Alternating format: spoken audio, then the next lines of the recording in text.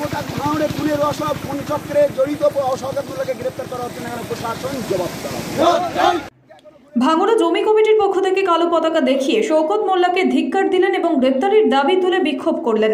দক্ষিণ চব্বিশ পরগনার মনোনয়ন পর্বে ভাঙড়ে অশান্তি এবং মৃত্যুর মূল চক্রী শওকত মোল্লার গ্রেপ্তারির দাবি করে কালো পতাকা নিয়ে ধিক্কার মিছিল করলেন জমি কমিটির পক্ষ থেকে।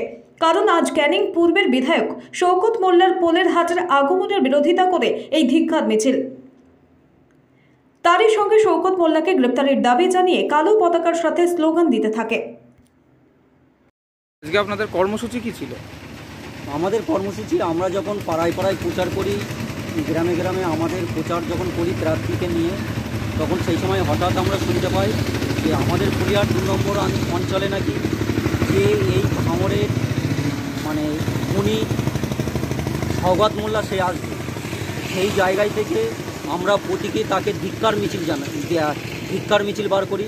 কেননা সারা ভাঙড় ফুলিয়ার 2 নম্বর অঞ্চল ছাড়া এই সওগাত মোল্লা সারা ভাঙড় অশান্তি করে রেখে দিয়েছে।